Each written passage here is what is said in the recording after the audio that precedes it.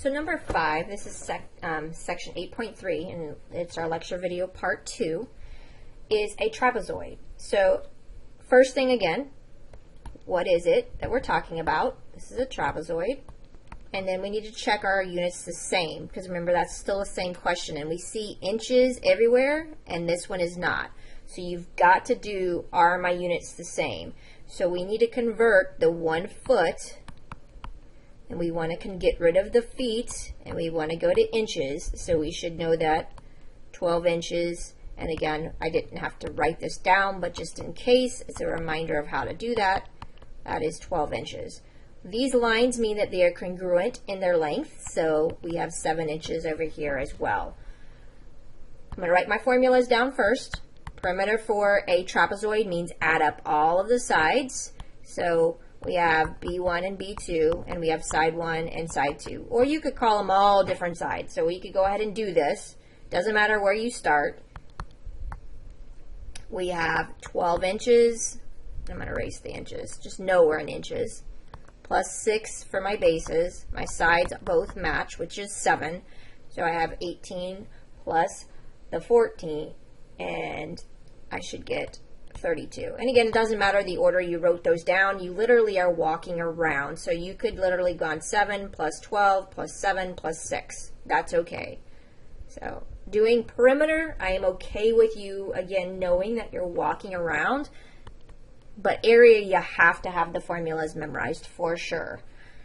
Going to my area of my trapezoid, this would be area is equal to 1/2 the height. And remember, we have 2 triangles that are created here. So it's 1/2 the height, parentheses. So we're adding up the bases because this is 2 separate triangles. We are all in the same units. My bases are here, and my height is here. So we're going to translate and bring that over. We have 1/2 times 5 for my height. My bases are 6 plus 12. Now, if you were doing this by hand, you would absolutely want to add this first. And I would actually honestly tell you I would probably do that anyway, because typing on our calculator is just easier if we've gone ahead and done some of the steps for the less parentheses and extra pieces we're doing there. So I have 1/2 times 18 times 5, so that's really 9 times 5, which gives me 45 inches squared. Know your shapes, know your formulas, data dump, and make sure your units are the same. Any of these you think you're good with, go ahead and pause it, do it, and see if you do it correctly. These lines mean that all of them are congruent, have the same length. So this is a square. So my perimeter is 4 times S, which is 4 times 6, 24 yards, because that's in single units. My area for this problem is side times side, because it's length times width. So that's going to be 6 squared, which gives me 36 yards squared. Area is squared units, perimeter is single units. All right, going down to number 7 and number 8. Again, recognize the shape first. Number 7, we should recognize that this is a rectangle. Recognizing the shape for number 7, it's a rectangle. My formula should be, again, 2L plus 2W equals P, and my area would be length times width. But remember, we need to recognize, are my units the same? In this case, one of them asks for feet and one of them asks for yards squared. This is just practice because you wouldn't have these both in the same problem. Remember that my ratio between these two is that 3 feet equals 1 yard. So if I'm converting the feet here, I'm just going to do both of them over here on the side. I want the yards. Get rid of the feet. So that would be 9 divided by 3. That would give me 3 yards for that. Going into my other piece here for my 5, that would be 5 yards times the 1 yard on the bottom, 3 feet on the top, which give me 15 feet. So that's 15 feet. For my perimeter, which is walking around, remember that we're using, in this case, the feet, so we're going to be using the 9 My perimeter is going to be in feet, so I'm going to be using the 9 foot for my width and the 15 foot for my length. 2 times 15 plus 2 times 9 gives me our perimeter, or again, remember you could add them all the way around if you drew it and added on your picture. This would be 30 plus 18, which should give you 48 feet for my perimeter. For my area, and I told you already, they're not going to ask for this questions, both of these for the same, but we're using it just as an example so you have more of them to remind you of how to do this. So we're going to use our yards to get my area. And so this would be 3 times 5, which is 15 yards squared. Number 8 is my triangle. Perimeter is A plus B plus C. Area is 1/2 base times height. Because this is a right triangle, I could go ahead and do my area, but they're nice enough again to remind you of your units. But you should always check it and make sure you have the same units. And this problem, if they didn't give you directions, they actually would accept it in both formats. 3 centimeters going to millimeters is going 1 unit to the right. So this would give me 30 millimeters here. And when I'm going 40 millimeters to how many centimeters, we're going 1 to the left on my chart, so it would be 4 centimeters. So for millimeters, we're going to use the 30 and the 40, but I don't have that other piece. So we're going to have to use that to get that last side. We can go ahead and do my area because we do have the height. So it would be 1/2. The base is 4.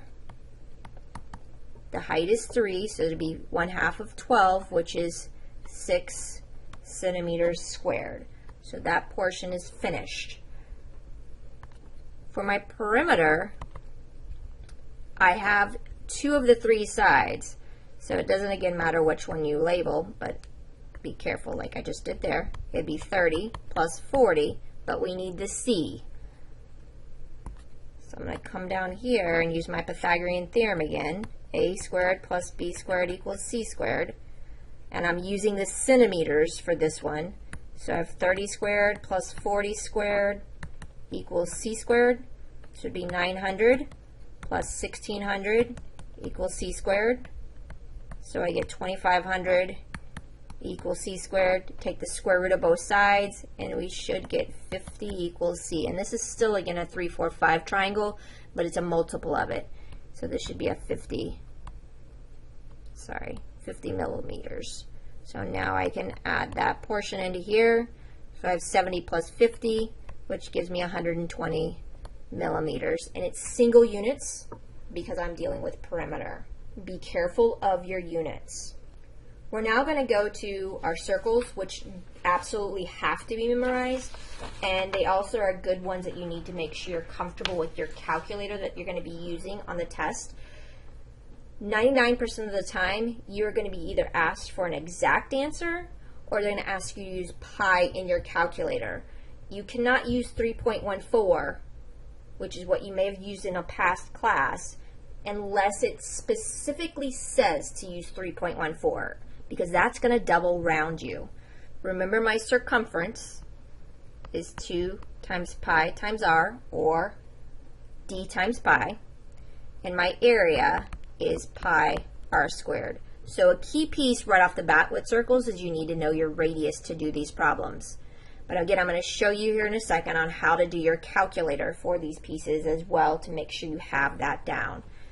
My radius for this problem is 6, because that's, again, from the center out.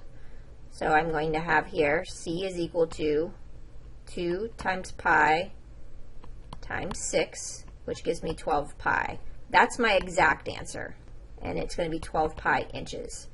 I'm going to come back once we finish all of these and pull up the calculator and show you how to do that version on here. So I'm now going to go to the area, which is pi r squared. Pi times 6 squared. So we always put the number in front when we write down an exact answer. 6 squared is 36, and it's I was trying to do my units and it's inches squared. That is my exact answer. Exact answer means do not round anything. So you leave pi, because once you put pi into it, you are approximating the answer, because pi is an irrational number that keeps going. So again, I'm going to go ahead and do number 10, do exact answers, and then we're going to come back and look at the calculator. So first thing you need to recognize here is that the radius is the 4 centimeters, because it's half of the distance. So 2 pi r would give me 2 times pi times 4. Again, if you realized it, circumference is the diameter, which is 8 pi centimeters. That's my exact. Down here in my area, it's pi r squared. 4 squared is 16, so I'd have 16 pi centimeters squared, because I, again, leave my pi in the answer for exact answers, and this is going to be important for when we get to the problems in a few minutes. You always want to keep the exact answers until the very last step. So I'm going to pause this video for a second, pull up my calculator so we can show that as well. So I've pulled my calculator up to show you, again, using the TI-30XS. The key piece you need to find on your calculator is the pi button, and this is, again, we don't want to use 3.14 unless it directly tells me that. So for number 9, for the circumference, I would type 12 times pi, and notice how you can see it right there. That gives me the exact answer. So this is a key piece that people need to understand, that there are ways that your calculator is going to give it to you in the exact form, and if you want it in a decimal format, there are different ways to do that. If I press this button down here with the arrow keys, it's going to convert from exact to approximation. So it's plugging in the estimate, but it's better than plugging in 3.14 because it's going out more decimal places. So my approximation here would be 37, and we round again to the nearest hundredth usually for these problems, so it would be 37.70 inches, because we're rounding up, and that 0.699 makes it round up to the next idea. So now going to the area for this problem, we would type in 36 times pi, press equals, it's going to give me the exact. Use that double arrow key, and again it's 113, and we would actually round up, which would give me 113.10 inches squared. If you don't have this version of the scientific calculator, most of y'all's calculators will actually give you the decimal approximation once you plus the pi button. The advantage of this TI-30XS, again, is it does a lot more of the formatting correctly, and so you just need to be comfortable where things are located at. So going to number 10, we have 8 times pi, press equals, and if you need to, use again that double arrow. This would give me 25.13. So 25.13 centimeters is my approximation. And then my last one would be 16 pi. So I'm going to type the 16 times my pi. Press my equals. It gives me 50.27. 50.27 centimeters squared is my approximation. Please read the directions. Make sure you double check what units it wants to use, but we are not using 3.14 for these problems unless it tells you directly in the problem. And don't assume from one to the next that it's asking you to use the same thing. Usually it wants you to use the pi button in your calculator, which goes out more decimals, so it's more exact. If you use 3.14 instead, it's going to give you the wrong rounding.